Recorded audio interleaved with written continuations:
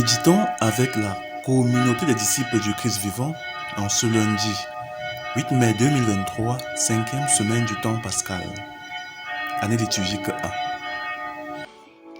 Première lecture. Lecture tirée du livre des Actes des Apôtres au chapitre 14, versets 5 à 18. En ces jours-là, à Iconium, il y eut un mouvement chez les non-juifs et chez les juifs avec leurs chefs pour recourir à la violence et lapider Paul et Barnabé. Lorsque ceux-ci s'en aperçurent, ils se réfugièrent en Lycaonie, dans les cités de Lystre et de Derbé, et dans leurs territoires environnants. Là encore, ils annonçaient la bonne nouvelle. Or, à Lystre, il y avait un homme qui était assis, incapable de se tenir sur ses pieds. Infirme de naissance, il n'avait jamais pu marcher. Cet homme écoutait les paroles de Paul. Celui-ci le fixa du regard et vit qu'il avait la foi pour être sauvé. Alors il lui dit d'une voix forte, « Lève-toi, tiens-toi droit sur tes pieds. » L'homme se dressa d'un bond, il marchait. En voyant ce que Paul venait de faire, les foules s'écriaient en lycaonien, « Les dieux se sont fait pareil aux hommes et ils sont descendus chez nous. » Ils donnaient à Barnabé le nom de Zeus et à Paul celui d'Hermès, puisque c'était lui le porte-parole. Le prêtre du temple de Zeus, situé hors de la ville, fit amener aux portes de celle-ci des taureaux et des guirlandes. Il voulait offrir un sacrifice avec les foules. Informés de cela, les apôtres Barnabé et Paul déchirèrent leurs vêtements et se précipitèrent dans la foule en criant, « Pourquoi faites-vous cela? Nous aussi, nous sommes des hommes pareils à vous, et nous annonçons la bonne nouvelle. Détournez-vous de ces vaines pratiques et tournez-vous vers le Dieu vivant. Lui qui a fait le ciel et la terre, la mer et tout ce qu'ils contiennent. Dans les générations passées, il a laissé toutes les nations suivre leur chemin. Pourtant, il n'a pas manqué de donner le témoignage de ses bienfaits, puisqu'il vous a envoyé du ciel, la pluie et des saisons fertiles pour vous combler de nourriture et de bien-être. » En parlant ainsi, ils empêchèrent, mais non sans peine, la foule de leur offrir un sacrifice. Parole du Seigneur.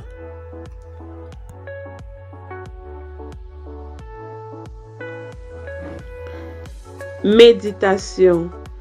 Frères et sœurs bien-aimés, que le Seigneur nous bénisse et nous donne la grâce de faire un pas de plus vers le royaume en ce jour. Parvenus à la 5e semaine de Pâques de l'année A, l'Église nous donne de méditer à travers la première lecture sur le fondement et la finalité de nos actions. Nous contemplons dans ce texte l'attitude de Paul et Barnabé qui, après avoir délivré un infirme de naissance de son infirmité, se battent corps et âme pour empêcher la population d'Iconium d'offrir un sacrifice de reconnaissance en leur nom. Par cet acte singulier, le Seigneur veut nous faire comprendre que tout disciple du Christ ressuscité agit toujours pour la gloire de Dieu. Il sait s'effacer pour laisser glorifier le Seigneur, qui est en réalité celui qui travaille par lui, avec lui et en lui. Alors, bien-aimés, comment nous comportons-nous lorsque nous accomplissons le bien? Lorsque nous agissons, pourquoi le faisons-nous? Agissons-nous pour notre propre gloire ou pour la gloire de Dieu? Qu'est-ce qui sous-tend nos actions quotidiennes? Si c'est la gloire de Dieu, nous faisons bien. Mais si c'est notre propre fierté que nous recherchons, là, nous n'empruntons pas la voie royale qui mène à la sainteté. L'Esprit Saint pousse davantage vers le bien ceux qui travaillent à la gloire de Dieu. Par contre, si nous agissons pour notre propre gloire, c'est-à-dire pour être acclamés par notre entourage, il va de soi que le mal nous dominera et que le peu de bien que nous puissions accomplir soit vidé de sa substance. Ce n'est donc en recherchant Dieu dans toutes nos actions que nous nous laisserons conduire par l'Esprit et parviendrons à vivre en communion d'amour avec la très sainte Trinité.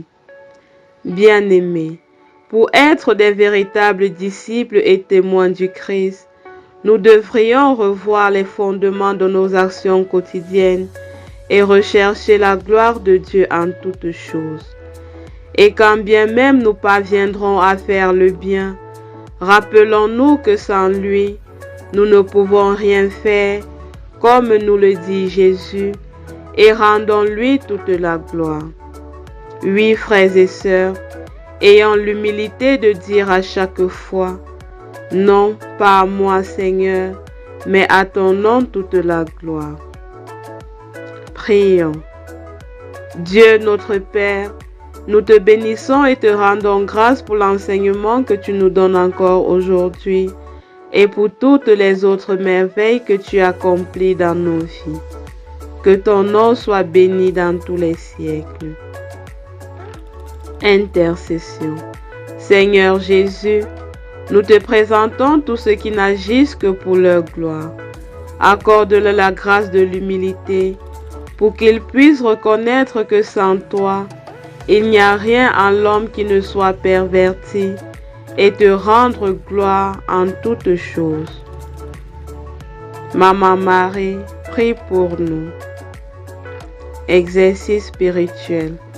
Dis merci au Seigneur pour chaque bonne action que nous poserons aujourd'hui, aussi minime soit-elle. Loué soit Jésus-Christ.